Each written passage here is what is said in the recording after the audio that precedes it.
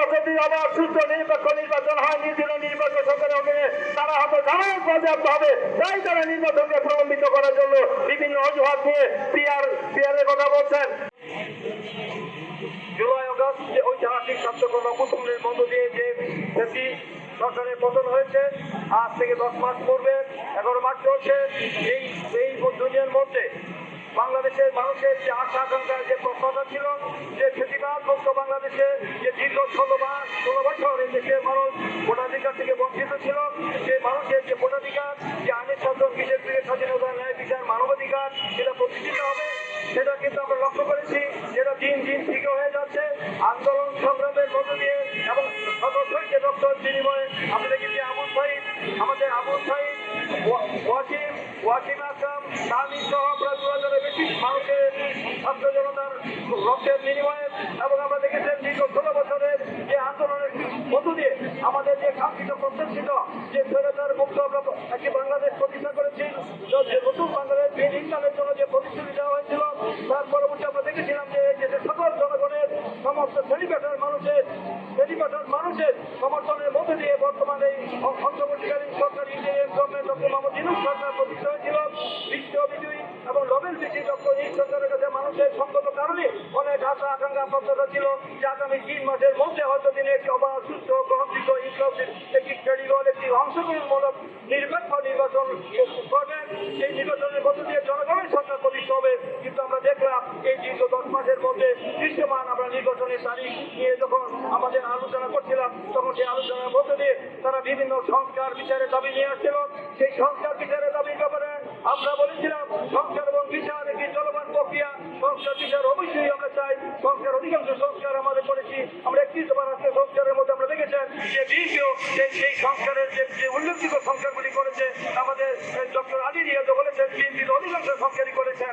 তারপরে আমরা দেখতে পাচ্ছি এখন সেই যে সংকটের মধ্য দিয়ে যখন পরিস্থিতি ঘোরাতে হচ্ছিল, একটি অনিশ্চয়তা ছিল, মানুষের মাঝে যে উৎকণ্ঠা উদ্বেগ সংখ্যা ছিল,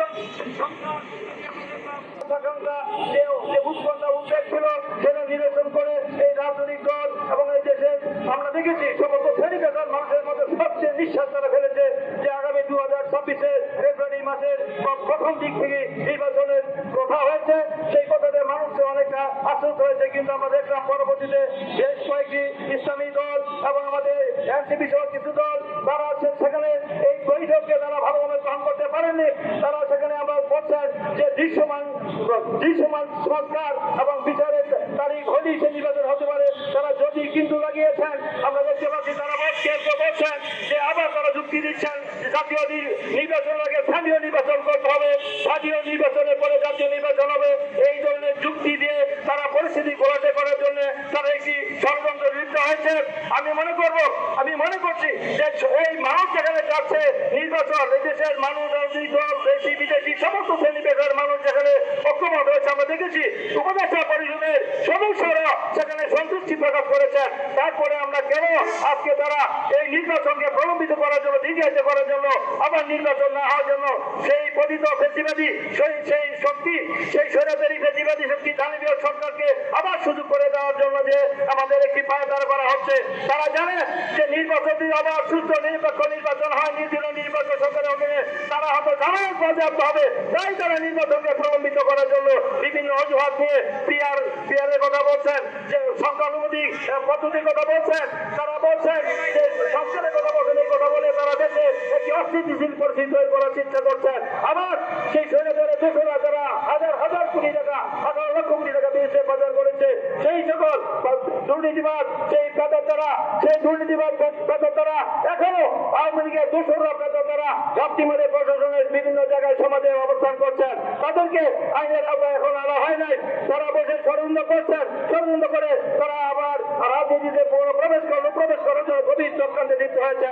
এবং আমাদের কারণে, আমাদের কোনো রাজনৈতিক কারক ব্যক্তিদের কারণে, তাদের ব্যক্তিগত স্বার্থ, দলীয় স্বার্থ, কুঞ্চির স্বার্থ ষড়যন্ত্র করার জন্য যদি তাদেরকে সেই সুযোগ করে দেওয়া হয়, তাহলে সমস্ত দায় দায়িত্ব সেই সকল সংগঠনকে নিতে হবে।